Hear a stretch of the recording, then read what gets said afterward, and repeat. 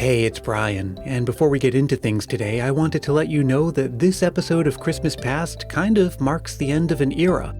Since 2016, and over the course of more than 100 episodes now, you've heard me close things out each time by letting you know that Christmas Past is produced in sunny San Mateo, California. Well, this is the last episode where that is true. Even with everything else going on in the world right now, I've bought a new home and I'm moving there soon. So the next time you hear from me, I'll be signing off from somewhere else. Now, I'm not going far, and if you want to find out exactly where it is, well then just check out the next episode and all of the ones after that.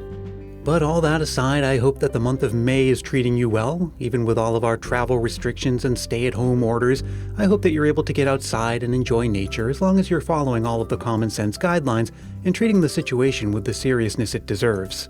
A lot of quarantine fatigue is setting in, but now more than ever, it's important that we all stick together and do what's right for everyone. A lot of you have reached out to let me know how much you love it when we do these 2 truths and a lie games, and I don't need much arm twisting to do one of these because it's always a great opportunity to hang out with my fellow Christmas lovers and have some fun. This time I'm joined by Todd from Christmas Clatter, Carrie from Christmas Book Review, and Chris from Yuletide TV. Join us as we put each other's Christmas spirit and lie detecting skills to the test. I'll come back at the end to say goodbye, but for now, please enjoy another game of 2 truths and a lie on Christmas Past. All right, Todd, you are first. All right, the first category I have is Christmas travel. In traveling for Christmas, Berlin, Germany is the #1 destination for those seeking the most Christmas experience. For those trying to avoid Christmas during the holidays, Morocco is the city of choice. But for those trying to get all the Christmas feels, Leavenworth, Washington is consistently voted by traveling critics as the best Christmas town in the United States. Okay, let's see. So Leavenworth, Washington. Okay, so I do have a little bit of knowledge to help me guide in my decision making. And see, this is the eternal struggle of this game is you don't want to give too much away, and you also might want to try to throw your opponents off. But I do happen to know that Leavenworth, Washington is a very popular Christmas, almost like a Hallmark kind of town that's in the, has like in the back of a mountain somewhere. But is it the most? I don't know. Morocco. Interesting, because, Christmas is celebrated in many, many parts of Africa, and I could imagine Christmas in Morocco being awesome, but is that just something Todd made up? Ooh, is that an Office cue, maybe? Moroccan Christmas from The Office? Is that where he's coming from? Oh, I don't know. But Morocco makes me think of people gambling and not having children with them, which I would think would be good for people who are not that interested in Christmas. Okay, what was the first one, Todd? Traveling for Christmas to get the most Christmas experience, Berlin, Germany is the most popular destination. Okay, well that, all of those, the only one that just sounds like it could be false is Morocco. But it doesn't really sound like it could be false because it could totally be true. It's just not something that rings true to me. I've never heard anything specific about it. So for that reason, I'm voting that Morocco is the false one. What do you think, Carrie? I don't know. I've never heard of Leavenworth, Washington. Leavenworth sounds like Leavenworth, Kansas, and I think of jail instead of Christmas. So I could totally see Germany because, Christmas ornaments were started in Germany. I guess I'm going to go with Leavenworth being the wrong one, the lie. Okay. All right, Chris, what do you say? I think I'm going to go Germany just to get all our chips on the board. And I don't know, for some reason, that one just for a gut reaction, that one struck me as wrong for some reason. I don't have any real reasoning behind it, but that's what I'm going to go with. Okay, so just to recap, we've really covered the spread here, right? Each of us thinks one of them is the false one. And now, Todd, the big reveal? The big reveal, well, Chris is the one that got it correct. Germany is not the #1 destination for people seeking a Christmas experience. It's actually London, England. Oh my goodness. Yeah. Wow. But was I correct, Todd, about Leavenworth, Washington being Yes. a really... Yeah, Yep. okay. Yep. I think I actually shared something about that in the Facebook group recently. And by the way, shameless plug, if you haven't joined the Christmas Past private Facebook group, now's as good a day as any to do that. But yeah, I think I did put something about that. I read it maybe in TripAdvisor, Atlas Obscura, like one of those kind of things. Right. All right, well, so let's see. We are 1/3 of the way through round 1, and so far Chris is the only one with a point on the board, which means that it is our turn, Carrie and Brian's, to redeem ourselves as Carrie, or I'm sorry, Carrie, you can't because it's your turn to ask us a question. It's my turn to fool you. Okay, so my first question is about Little Women, since Little Women is a traditional Christmas story. I figured that would be a good subject. So just last year, this is the first statement, just last year there were reimaginings of Little Women involving one of the March sisters being gay, Marmee and Mr. March getting a divorce, and the March sisters growing up on a goat farm. And the second one is 35-year-old Louisa May Alcott was so uninterested in writing a book for girls that her first draft of Little Women was called The Pathetic Family. And the third one is, there is a children's board book of Little Women illustrated by Edward Gorey. It is part of a series called Baby Lit Primers that includes Frankenstein, Pride and Prejudice, and Alice in Wonderland. Now, so with these questions, there's something that happens often where one of them sounds just too specific not to be true. And in this case, the one about calling it the pathetic family, like it's one of those things. So for future games, everybody, if you really want to throw everyone off, make something sound super, super specific, because it usually that's how you trip me up anyway. But something about that sounds like it could be true enough, only because at that time, writing books for girls, I would just imagine like the state of the world back then. It's probably true that like girls weren't seen as being supposed to read or things like that. And there was another story I read recently that it used language that's very similar to what you're describing. Not like the pathetic family, but it was something like that. That's like how you would describe like a family that was poor, like in those kinds of words. That was a lot way before the time of like political correctness or just basic tact, I suppose. So, okay, now the first one about with the the reimaginings of like the characters' lives and like having someone be gay, or that could be true. I mean, I would just be guessing at that point. So I don't know, Todd and Chris, what are you guys thinking? I don't know. My knowledge of Little Women is very lacking. So mine would be a complete guess. I know there was a movie made last year that was fairly popular and fairly well received, but I hadn't seen it to be able to tell if there was the reimagining and as far as what the title used to be or if it was or anything like that. Mine would be just a stab in the dark. I would probably guess the calling it the pathetic family would be my guess, just because I don't know, just seems like it didn't fit in my opinion. And the thing with the Edward Gorey, if that doesn't exist, I really wish it did. That would be fantastic.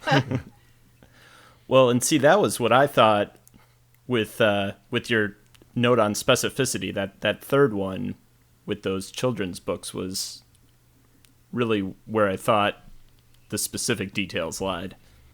Okay, so I think we all know which way we're leaning, and the time has now come to lock in which one we're saying is the false one. Remember, I think the false one is the first one.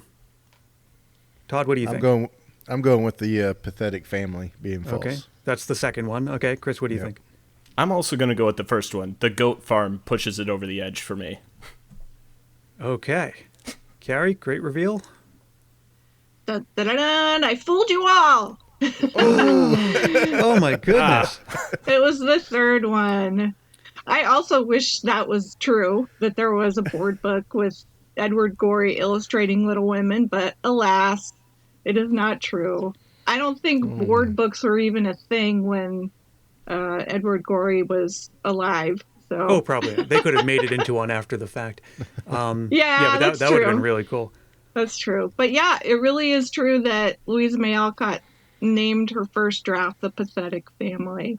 She wrote in her journal at the time, "Never liked girls or knew many except my sisters." Huh. All So, right, so Carrie, you've done what few have done before you, which is to fool. I think only one person's ever done that before.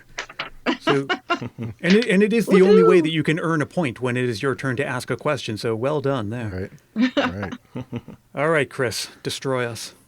Okay, we're going to do Christmas TV for my round here. And so here we go. In a second season episode of Sabrina the Teenage Witch, Sabrina accidentally injures Santa Claus, played by Cheers veteran John Ratzenberg, and it is up to her to save Christmas. In an episode of SNL from December 1998, then cast member Jimmy Fallon joined host Alec Baldwin as the ghost of Christmas Future, and predicted he, Jimmy Fallon, would be the host of the 2011 Christmas episode of SNL, a prediction which came true. And you may know that the series finale of MASH is one of the most watched television episodes of all time, but the second most watched episode of the series was a Christmas episode called Death Takes a Holiday with 32.4 million viewers. Now, again, there's one of those that I do have a little bit of special knowledge on, which has to do with MASH, because MASH was one of my dad's favorite shows growing up, and we weren't allowed to talk when MASH was on. And I do remember a MASH Christmas special. Now, does that mean it was the most popular one? I don't know. yeah. And let me see. The one about Saturday Night Live, I don't recall. I mean, I'm sure that Jimmy Fallon was in a sketch with Alec Baldwin, and I'm sure he couldn't keep from laughing the whole time, because that dude he was useless in every sketch he was in, just completely useless. Could not keep a straight face. But that also sounds like it could be true. Sabrina the Teenage Witch, I've never seen that. My closest relationship to Sabrina the Teenage Witch is that I said hi to Melissa Joan Hart when I was at the Christmas Con in November last year. Oh, that's fun. I'm just going to throw a dart to make my guess. What do you guys think? Yeah. I'm not sure. I remember MASH growing up, but to say I know a whole lot about it would be incorrect. But I don't know anything about Sabrina Teenage Witch. That one hit me as false when I first heard it, and then I heard the other ones. It's like they're all plausible. My guess future would games. Be, this is another good strategy for future games, is to make them all just seem like you're right. Yeah, like they could be completely plausible. All completely plausible. Right. But no, like nothing glaring about any of them. They're all on an even keel. Right. Yeah, I am a Sabrina fan, and I think I've watched the second season, and I don't remember that episode, but again, I'm not 100% positive. And the same on MASH. I also watched it with my parents, and I remember there being Christmas episodes, but I sure don't remember the name of the episode. Right. Okay, here is, just because it's time to vote, I'm going to say that it's the Jimmy Fallon one, only because it does seem weird that someone in a sketch would predict that they would come back to host the show for Christmas. I don't know. Like, I've never seen that happen on Saturday Night Live in any other context. So for that reason alone, I'm going to guess that is the incorrect one. I'm gonna go with Sabrina, just because it was just my gut reaction and no other logical explanation other than that. All right. Carrie, what do you say? Yeah, I think I see what you're saying about the Jimmy Fallon sketch, but on the other hand, how many times has Alec Baldwin hosted SNL? A lot. Yeah, a lot. So statistically, I'm going to think that one could be true. So I'm going to go for Sabrina being the lie. All right. Well, Brian, you have now had 2 in the same episode. I have blanked you all. It is actually the mash.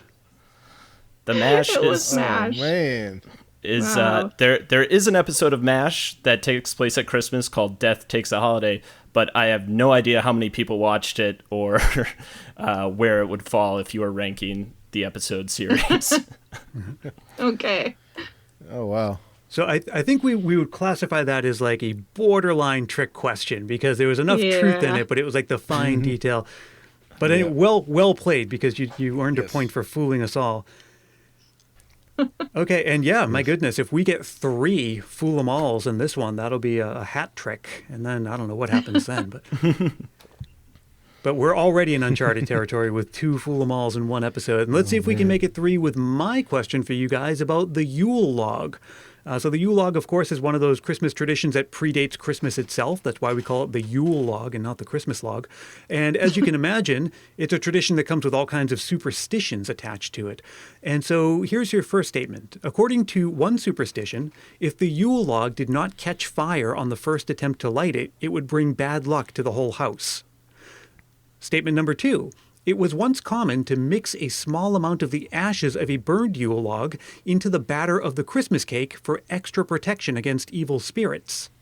And statement 3, in some cultures, the Yule log was decorated with ribbons or foliage and sprinkled with wine before being lit. Wow, those all sound totally plausible. Right. Yeah, I was thinking the same thing. Can we vote plausible? Oh, yeah, this is not Mythbusters. Carrie wants to play on a pass-fail basis. Right. I feel like the first one is such a... It just rings so much as a superstition. And the second one, I don't know why, but I feel like I've heard something about that before. For me, I'm leaning towards the third one a little bit. Okay. Right. That's the one that stood out to me. It seems like I've heard the mixing with the ashes and the cake and things like that before, but I'll go with the third one. It just seems like decorating it and then pouring wine over it just to set it on fire seems a little bit wasteful. And I'm going to go with the second one because that is just disgusting. And I think the other 2, I mean, all 3 of them sound plausible, but at least the other 2 don't ruin your food. Okay, are we locked in our votes? Yes. Yep. Yes. And the answer was, it was number 2, so Carrie gets a point. Oh, wow. man. Yeah. Well done. Yes, Carrie. And so the thing is, going to get a Yule log back in the day, it was this big ceremony. The whole family would go out. They'd chop down the tree. It was common to decorate it with either ribbons or some kind of foliage. They'd often put a rope on it and tug it home, and kids would ride on it. It was like this big ceremony, right? And then they would take it in, and you would have to light it. And so when I heard that it was true that if it didn't catch fire on the first attempt, it would bring bad luck. It's like, how are you lighting this log? Like, it hasn't dried out in any way. Like, I don't know how they were doing it.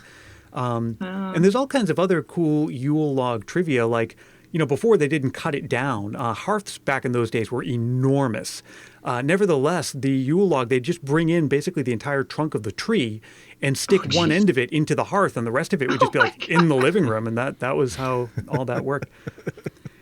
Now, the thing about putting some of the ashes into the batter, I think there's precedent for that elsewhere. I've heard if you scrape some sand from like one of the bricks of the pyramids and put it in a loaf of bread, it's supposed to help with like fertility, or like by superstition, of course.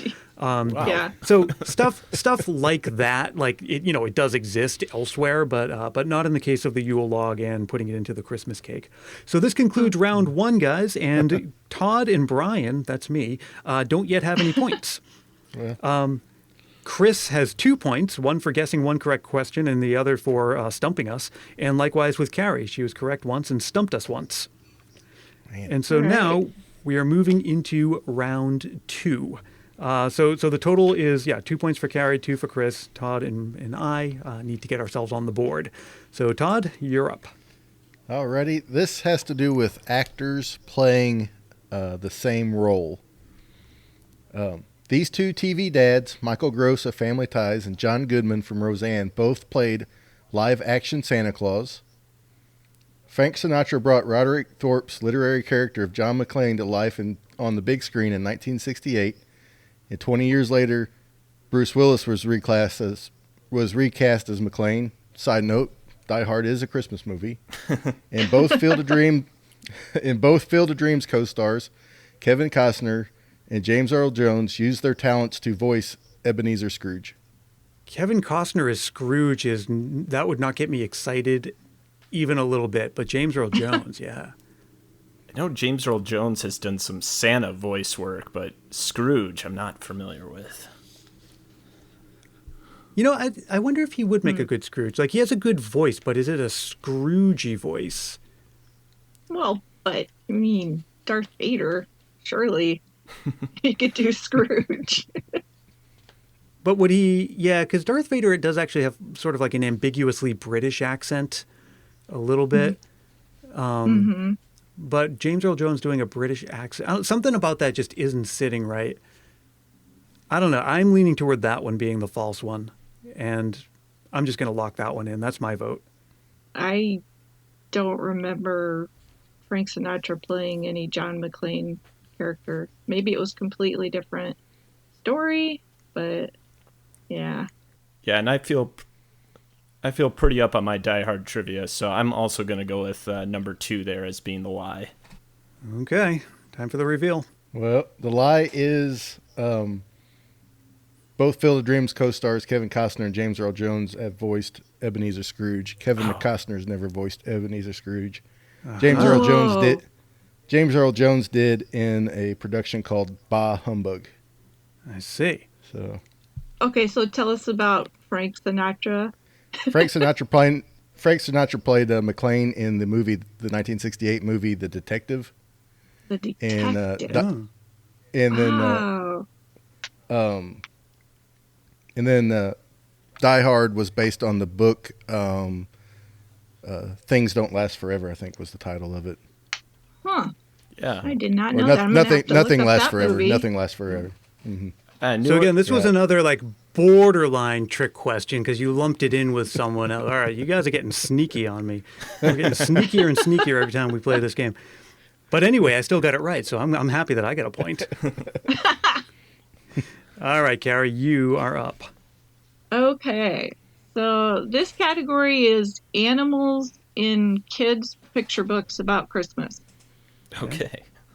So the first statement is Jim Flora, a commercial artist famous for his album covers for Columbia and RCA Records, also wrote and illustrated a children's picture book called Kangaroo for Christmas about a kangaroo named Adelaide, who is Catherine's Christmas present sent from her Uncle Dingo. And the second one is Lyle at Christmas, is about a city-dwelling crocodile named Lyle who lives in a bathtub in a house with the Prim family. Lyle's best friend and cat, Loretta, runs away because she is tired of her owner, Mr. Grump, having the holiday blahs. And the third one? In the Bernstein Bears and the Runaway Christmas Yarn, Mama drops her yarn ball and it rolls out the front door. Brother and sister chase it, but it keeps rolling. Along the way, they meet one of Santa's reindeer who's gotten lost. Well, what I like about this question is that two of those exist, and like, because they all sound like they could actually be children's Christmas stories. And so what that means is that Carrie has invented at least one viable idea for a children's Christmas story. The Berenstain Bears, that's one of those things that's just, it's in pop culture. I'm sure that I've read at least one book or seen one special, but I don't remember anything about any Berenstain Bears stuff at all. Like, I just, they're recognizable, but not memorable for me anyhow. And that concept that you described sounds kind of lame. So I kind of hope that one's the fake one, that a ball of yarn just runs away. The alligator that lives in a bathtub or crocodile, whatever, that sounds pretty awesome. So I hope that's true. Yeah, the Bernstein Bears one was rubbing me a certain way too. I used to be big into the Bernstein Bears. That was what my parents read to me as a kid, but that was 25 years ago. So what kind of Christmas adventures they've gone on since then is the only hesitation I have there. The kangaroo one sounds familiar. It seems like I've heard that before. Maybe on Christmas book review. I can't remember now. But I think I'll just go with the one with the alligator just to pick something different than the other ones. All right. So I think we've all locked in our votes. I think it's the Berenstain Bears one. Yeah, I think so too. Well, you are correct. Oh. Yay! And I was trying not to laugh when you said it's pretty lame because my son helped me come up with the idea.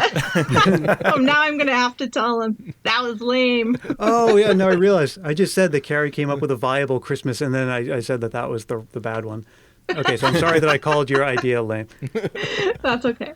Okay. But I figured I couldn't make that one too hard because there are thousands of Bernstein Bears books now. So, For sure. I mean, and they have like at least a dozen different Christmas ones.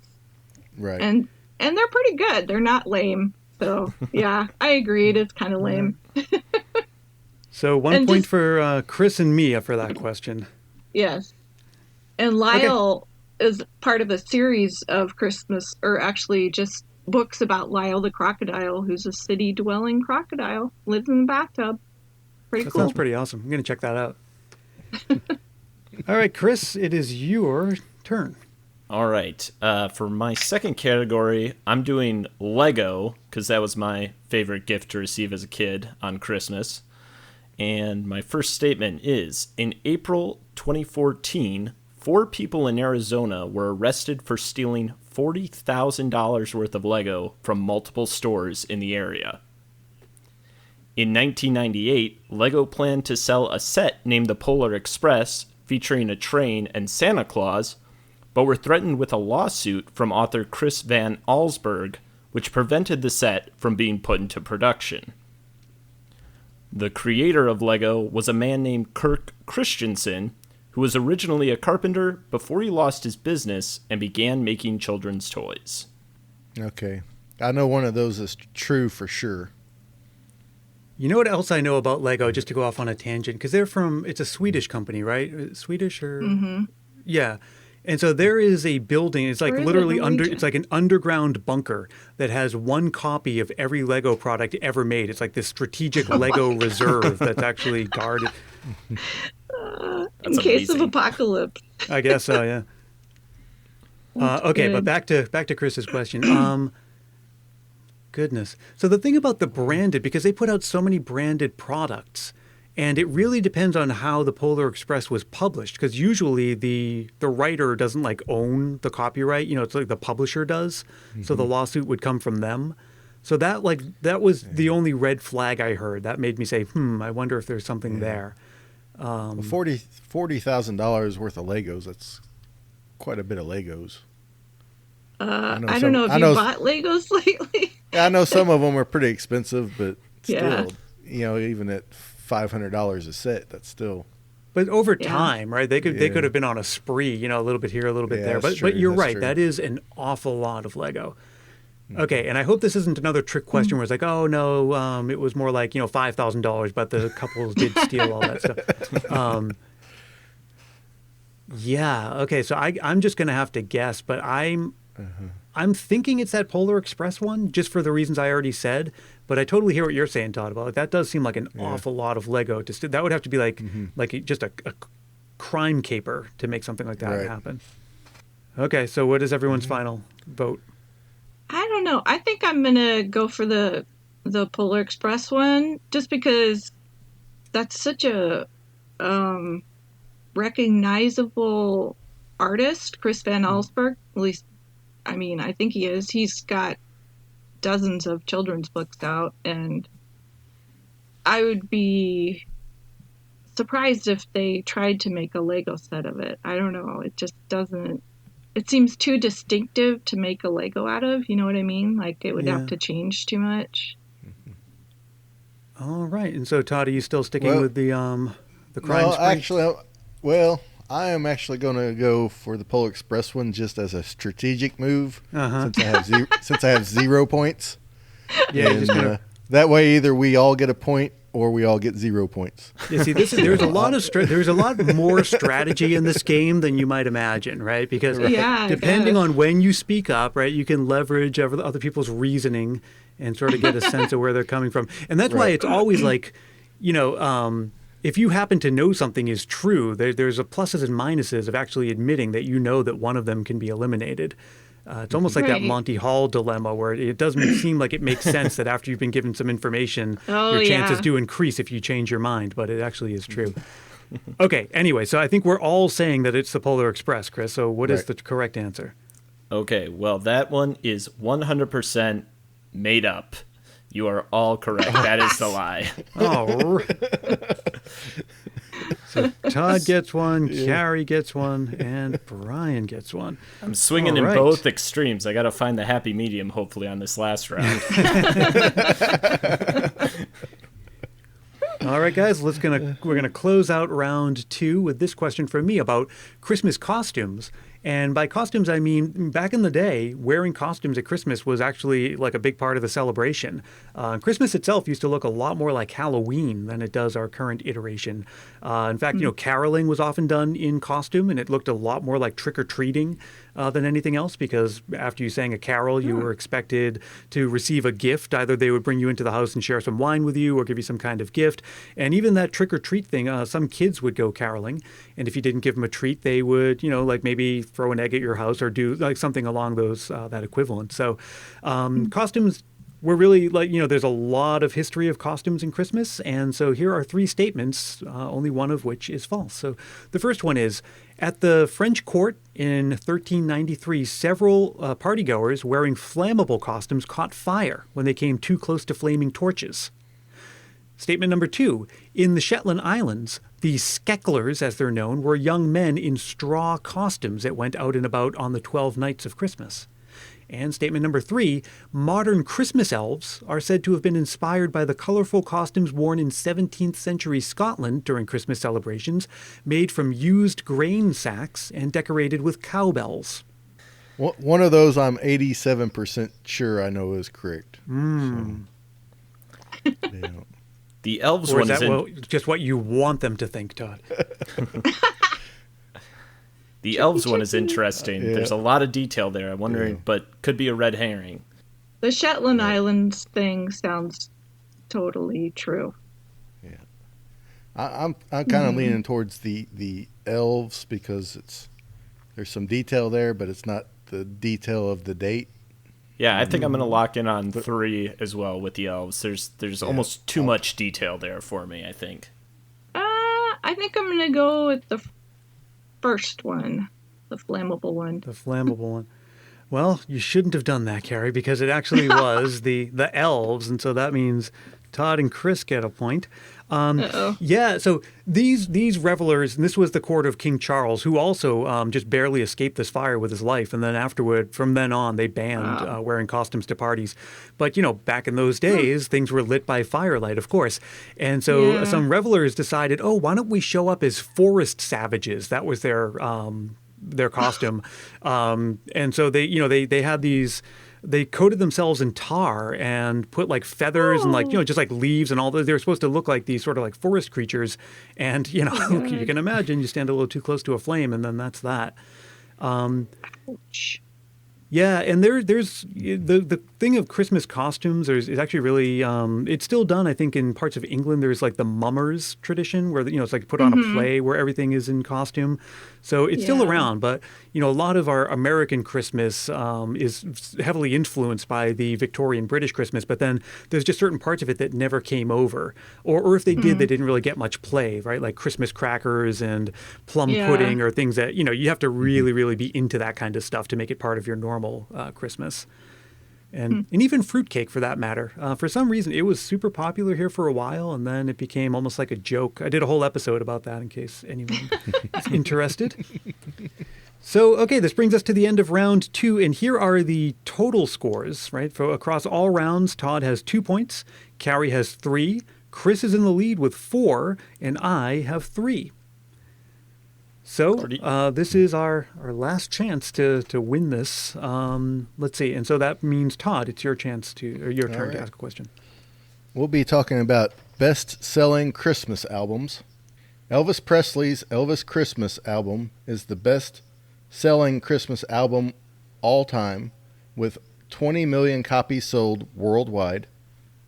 Kenny G surprisingly sits at number 2 worldwide with Miracle, the Holiday album, with 7.3 million copies sold. Though Elton John is not on the top 10 of the worldwide list, his album Step Into Christmas is UK's number 1 seller with 3.2 million copies sold. Okay. Now, this is another one where, like, I do happen to know that Kenny G has one of the best-selling Christmas albums of all time. Is it number 2, though, right? So that's where this is like, what level of specificity determines whether we get this question right or wrong. And let's see. I know Elvis probably also does have one.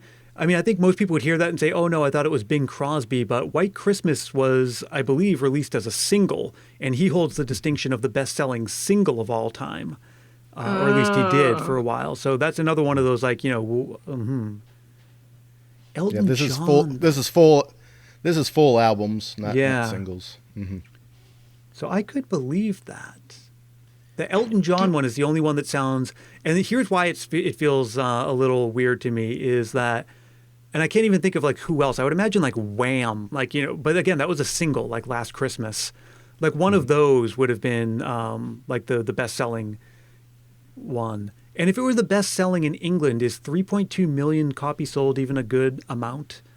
I'm just thinking out loud here. Because like in America, like something has to sell a lot just because there are so many more people here to sell records to make it an impressive number. But 3 million sold in England actually does sound pretty big. Yeah, that sounds... I don't know. Yeah, it's hard to say. I mean, and then you have, I don't know, you have all the, like, did he outsell like any of the members of the Beatles that have Christmas albums or songs? And that's kind of where I'm getting hung up on the UK side of things. Yes, Todd is proving himself as a master of deception in this game. Yeah, I thought I knew that the first one was wrong because I was thinking Bing Crosby, but then you said that about the single. Yeah, and the Kenny G one, and again, like, are we thinking of all time or... Oh, no, Elton John is the only England-specific one. Because I know the other one, like the top... I think we did something like this in a previous game where it's like Mannheim Steamroller actually has 2 of the top 10 spots for 2 of their different albums. And it's always those ones you're like, really? Mannheim Steam? Oh, okay. And then you remember that, like, oh, yeah, them and... what's that one? The Trans-Siberian Orchestra. Mm-hmm. Oh, yeah, I always get those confused. But I never listened to any of those, but I was like, okay, like I get that they're super, super popular, even though they're like nowhere near my favorite. Yeah. Okay, well, I think just because it's time to vote on something, Elton John seemed like it could be false, so I'm just going to lock in on that. I'm going to do one of these things that's not like the other, and I'm going to also go with Elton John. Well, I'm going to guess Kenny G just because I really hope it's not true. well, last time you did that, Carrie, it didn't turn out well for you. So we'll see how it goes this time. The false one is Elton John. Ooh, Carrie. Elton John has never released a full Christmas album. Oh, okay. So, yeah. You guys see Dolly Parton's putting one out this year? Yes. No. That'll be fun. Yeah, I can't wait for that. Yeah, I think it's been recorded since 2016, but then they had some issues or something with it. So I always like when they do all originals. Honestly, like I think like John Denver's Christmas album is just like one of the best, like of all time, like best Christmas albums. And there weren't any standards on that, were there? Is that the one with the Muppets? No, well that's all full of standards. That's a good one too. Right. No, the one that has like Aspen Glow and I can't remember I don't think there are any standards. Best I remember. Yeah. I don't have a track list in front of me. Yeah, Aspen Glow is just a gorgeous song, and that dude, like no one had a voice like that guy. He was amazing. Yeah. But that's the thing, I've like always Dolly Parton, I don't want to hear her singing like, or maybe singing Silent Night would be cool, but I don't want to hear her sing like Frosty the Snowman or Rudolph. I kind of want to hear her doing her thing with her, her just like her Smoky Mountain kind of stuff. Yeah. I like it when they split them about half and half, Yeah. That way they can pick the standards that really suit their style and their voice and things like that. See, that's the key. If there's a song that just really, really goes with the aesthetic of that singer, then it makes sense. Like there was one, Boys to Men put out a Christmas album where most of it was pretty terrible, but they did this one version of Silent Night, where it's like, just this gorgeous 4-part harmony. It's beautiful. Right. So, yeah, I don't know. So I'm really looking forward to that one. That's probably the one that I am looking forward to this year. Okay. So anyway, I guess that was that question. So, Carrie, your turn. Okay. My last question is all from a book called American Christmas Cards that I have not reviewed on my Christmas book review podcast yet, but I will soon. It's really interesting. I recommend it if you're into Christmas cards at all. So the first statement is, candles were the most common Christmas card motif in the first half of the 20th century, from 1900 to 1950. This correlates with the rise of electric light being installed in the American household. Once electricity was the norm, candles were thought of as old-fashioned and timeless. And the second statement is about poinsettias. Probably all of you know that poinsettias were named after our first American ambassador to Mexico, Joel Roberts Poinsett. And he was also an amateur botanist and sent home cuttings of the red-leaved plant growing in the wild. That's how it got to America. And so that part's true, definitely. But the part that may or may not be true is the family of a German immigrant farmer in California has been responsible for a large percentage of the commercial production of poinsettias since the 1920s. And in an ironic twist, most of the plants are now grown in Guatemala. So it's back in Central America where it started. And the third one, in Dickens' The Pickwick Papers, there are several descriptions of traveling coaches in winter that inspired Christmas card illustrations of families traveling by coach to meet for the holidays. One such set of early Christmas card designs with Dickensian Christmas coaches, that's a mouthful, was recently unearthed by Sotheby's and was auctioned by Sotheby's for $6.2 million. Okay, now before we start talking this one out, so I hope this is another one where like that last one it was true, but I'm going to say it was false because it wasn't $6.2 million. It was like $1.1 million or something like that. So I'm assuming that none of that is true. Now, I do happen to know one of them is definitely true.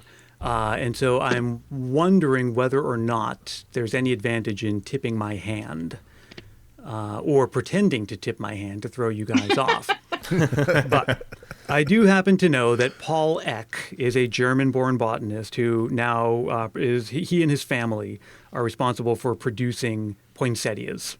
Their family, for 3 generations, has owned one of the largest poinsettia grow operations in the world, and it was based here in America. So I'm very confident that one is totally true. And so I'm just helping you guys out now. So now it's down to 50-50, right? Okay, so that leaves then the Pickwick Papers. And so, again, the question we're assessing is whether or not a card inspired by Dickens recently sold for $6 million, and that the other one was that candles were previously the most common. So now the thing is, I'm assuming that we're talking about America here. Because yeah, this is just American Christmas cards. Because in England, this is another really interesting thing about Christmas cards, the first commercially available Christmas cards almost never depicted Christmas. It wasn't until much later that you'd see snow or Santa Claus or wreaths or anything like that. It was always like flowers or young ladies in spring dresses walking down the street, or some of these bizarre things like, inanimate objects coming to life, like the dish running away with a spoon, Yeah, the that kind of thing. vegetables. Yeah, exactly. Yeah, what's his name on Weird Christmas has a whole bunch of those on his Instagram. Those are great. Yeah, Craig Kringle. Shout out to Craig Kringle. Yeah. If you're not following his Instagram or Twitter or Tumblr, I'll put a link in the show notes to that because he curates a really nice collection of those kinds of things. Yeah. Yes. But Yes, all he of those does. are British. We're not talking about American Christmas cards. That sounds like it could be true enough. So it really is a coin toss. I don't know. I'm leaning towards the candles being the false one just because it lacked a little bit of the detail that the other twos had. Yeah, I don't know. What do you think, Chris?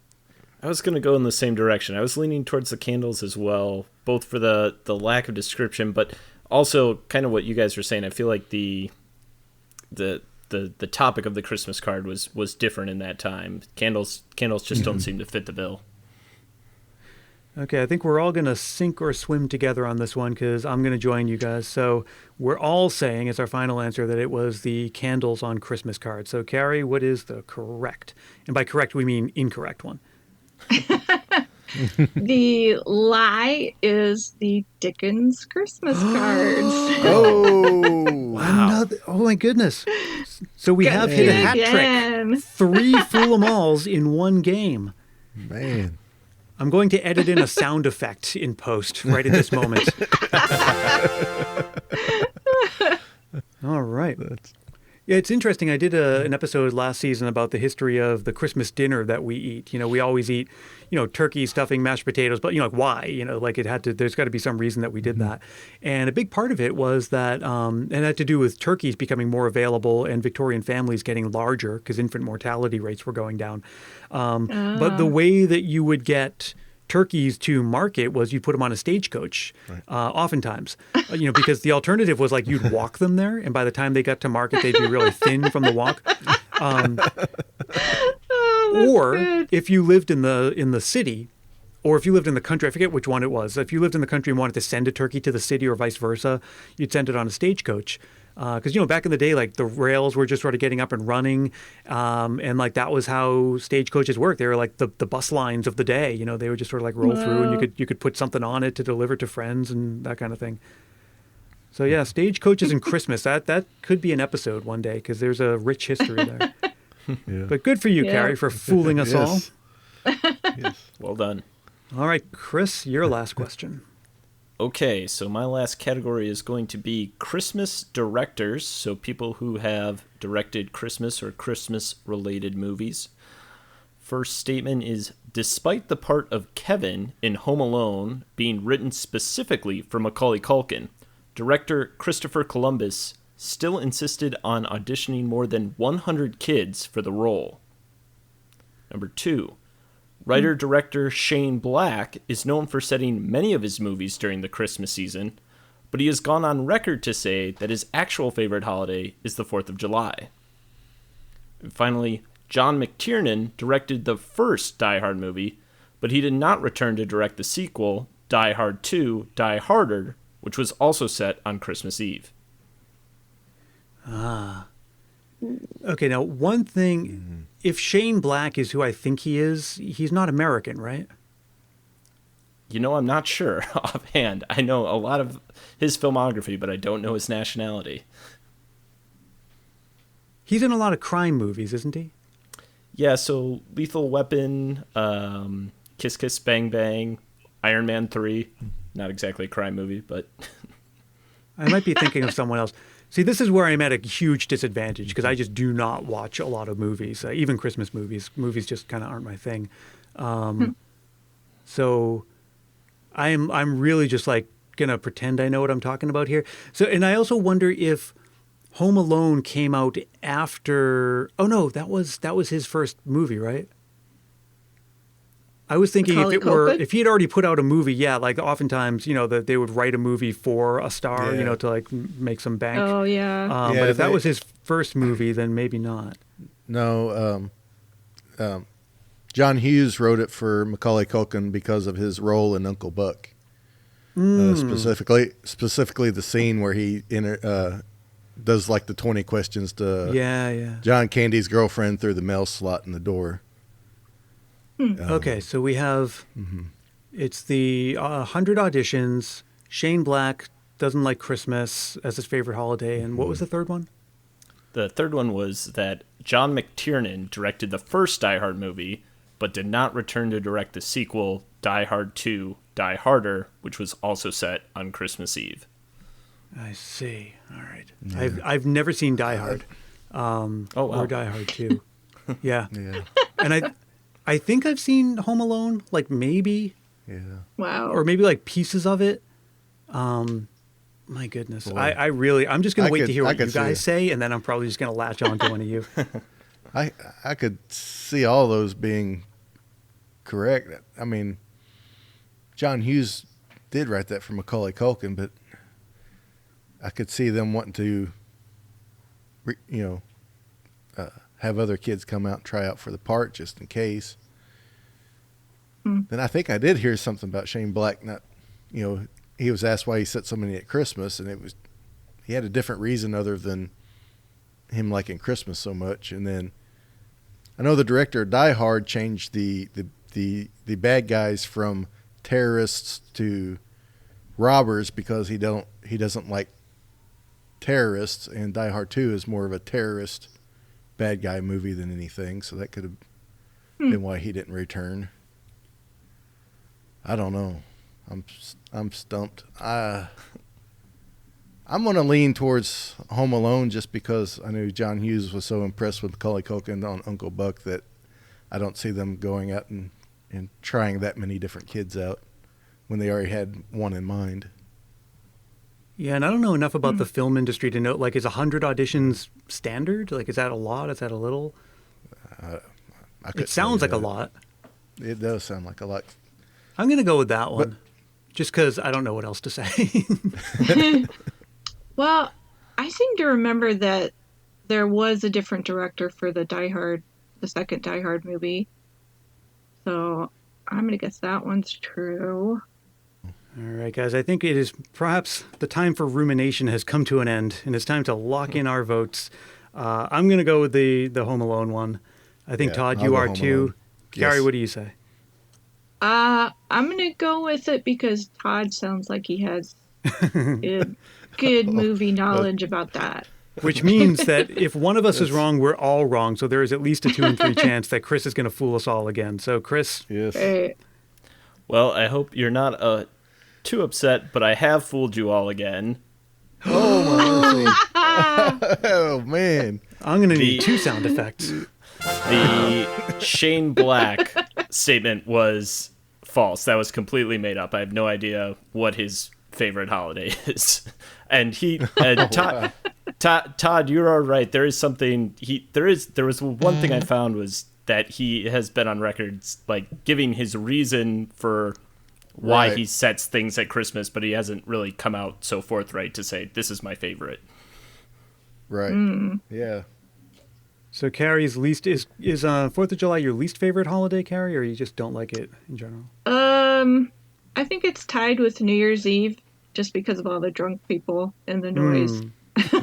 Right. Todd, what's your least favorite holiday? My least favorite holiday is Valentine's Day. Todd, man. Well, I talked about it. I talked about it. I talked about it on my my podcast a few months back. It's just I'm just not ready to be done with Christmas at the time, and then you have all these red decorations, and plus two, when you go into the store the day after Christmas to get all them good deals, all the Valentine's candy and stuff's already out. You know, you have no one ever talks about Valentine's Day creep or anything like that, and it's like so when you see it, you know Christmas is over. So it's kind of just got that it's just kind of got that that lucky place on the calendar that makes it my least favorite. It'd probably be whatever holiday fell in February. I see. So, I mean, I'm not an enormous fan of Valentine's. I don't say it's my least favorite. Probably my least favorite is St. Patrick's Day. Because I'm from Boston, and for many years I lived in a neighborhood called Jamaica Plain, which is very close to South Boston, where the big St. Patrick's Day festival is. It's like really, really big. Yeah. And the whole thing is like, to celebrate St. Patrick's Day, you drink. Which is like, I have Irish heritage, and like a lot of people in my family, I think like third generation Irish on one side. And it seems to be the one cultural stereotype that is still completely, totally okay for most people to be like, those Irish, they sure do drink. Like it is I can't think of another example of that is completely 100% socially acceptable to make jokes about drunk Irish people. That's funny. Chris, what's your least favorite? I'd have to say Halloween. It's something that I liked as I liked a lot as a kid, but as an adult, it just doesn't do anything for me. Yeah, Halloween's a close number 2 for me. The only thing that gives Halloween the nudge is it means we're closer to Christmas. Once you get over that Halloween, once you get over that Halloween speed bump, that means it is full on Christmas after that. So. But isn't it fun to take out your kids all dressed up in costume? I'm sure once I have kids. Not after 4 kids, it isn't. The first couple were fun, but then it kind of got to be a hassle after that. Well, I think holidays have turned into a divisive topic. None of us agrees on what is the worst holiday. But at least we all agree on what's the best. That's what brought us all here today. That's right. Let us now close this game out with our final question, which has to do with Mrs. Claus. Okay. First statement. While Mrs. Claus does not have a commonly accepted first name, the first attempt to give her one is from a 1918 ad that ran in the Saturday Evening Post, in which Santa is shown as referring to her as Trixie. Number 2. A 1914 one-act comedic play entitled Mrs. Santa Claus Militant has Mrs. Santa Claus running rogue and stealing the sleigh while Santa sleeps because she got fed up with not getting any of the credit for the hard work that she does. Or is it number 3, a 2019 pop song called Mrs. Claus features, among other lyrics, who do you think it is keeping that man off the naughty list? Well, I think Trixie sounds like a stripper name, so I think I'm going to have to go for that one being the lie. Yeah. Well, that was a common name back in those times. Wasn't Ralph Cramden's wife on The Honeymooners named Trixie? No, was it? Was it? I don't know. I'm going to have to look that up. But I just think it's always been kind of a flashy name. It's not like Millicent or something more innocent. I like Millicent. Well, Trixie. yeah, Millicent is good. But Millie, Trixie. Trixie sounds like could be one of the reindeer. Yeah. Or an elf. Yeah. Yeah, I shouldn't be talking during your deliberations or should I? There he goes again. Or should I? 2019 song, Mrs. Claus. That must have been one that got away from me because I sure don't remember it. A lot of plausible options. Hard to nail it down. The second one, the play, is one of the things that I want to be true but think is false. I would love for that to be true. What year did you say that play was again, Brian? 1914. That would be right around women's suffrage, wouldn't it? So, Suppose it would. Yeah. That's a good point. Yeah. Well, I didn't I'm say gonna go whether with it the was in England or America or elsewhere. Mm-hmm. I'm a typical American. I think the world revolves around the States. So, unless otherwise told, I just assume America. I'm going to go with the song because it's kind of like Chris said earlier. It's kind of like not like the others, and You think that's the false one? I think it's the false one because I listen to a lot of Christmas music, and I just don't remember coming across the song last year about Mrs. Claus. Okay. Carrie, what's your final? I think I'm still going to say Trixie. Okay. Chris? I'm going to, once again, spread the board here, and I'm going to stick with my gut, which is number 2, which is something I think is false, but will be more than happy to learn is true. So that means that only one of you can possibly be correct, and that person is Carrie. Oh. There is no such ad referring to Mrs. Claus as Trixie. There have been many attempts to give her a first name, including Lucy and a few others too, but there isn't a commonly accepted one. Which means that yes, there is a one-act play from 1914 called Mrs. Claus Militant, which also means that since it was produced in 1914, it is now in the public domain, so we are free to reenact it. Nice. As we please. A future Christmas Past episode. There you go. I would love to do like one of those old time radio plays. Oh yeah, that'd be cool. Oh, that'd be fantastic. That would be I fun. Love that. All right, so I think we've just decided that we're all doing that. Yes. And the song Mrs. Claus, it really is a song by these two singers named Tiffany Alvord and Tiffany Houghton. It's a pop song. It sounds like the kind of pop song that would be on the radio. I'm always loath to criticize anyone who does creative work and puts their heart and soul into something and releases it. With that said, it's not the kind of song I would listen to, but I'll put a link in the show notes if anyone wants to check it out. Some people might like it. I'll listen for sure. And so what that means is at the end of the game, Todd is on the board with a respectable 2 points. Carrie ended up with 4 points total. Chris appears to be our big winner with 6 altogether, and I came in tied with Carrie for 4. So Chris, as a first-time player, I don't want to say we'll chalk it up to beginner's luck because you executed a lot of skill, but Chris, congratulations for being a winner for this edition of Christmas Past's Two Truths and a Lie. So I'd like to thank my guest here, Carrie Mercer from Christmas Book Review, Chris from Yuletide TV, Todd from Christmas Clatter. Thank you guys for playing, and I hope you'll join us again soon. All right, thanks so much. Thanks, Brian. Thanks. Hey, thanks for listening, and I hope you enjoyed that. Did you play along with us? If so, how did you do? I'd love to know. You can drop me a line anytime at christmaspastpodcast@gmail.com or reach out on Facebook, Twitter, or Instagram. And if you haven't yet joined the private Christmas Past Facebook group, now's as good a time as any because we celebrate all year round. I'll be back again before you know it, and until then, let me remind you as always, and for the very last time, that Christmas Past is produced in sunny San Mateo, California by yours truly, Brian Earl. If you're enjoying these episodes, maybe there are other people in your life who could also use a dose of Christmas spirit, so why not help more people discover the show? It's as simple as telling a friend about it or leaving a review on Apple Podcasts. These are quick and painless ways to show your support, and they really do make a big difference. If you leave a review on Apple Podcasts, I'll even send you a Christmas Past sticker and a handwritten Christmas card as my way of saying thanks. Message me for details about that. Until next time, when I publish my first episode from the all-new Christmas Past headquarters, stay safe and healthy, look out for one another, and may your days be merry and bright.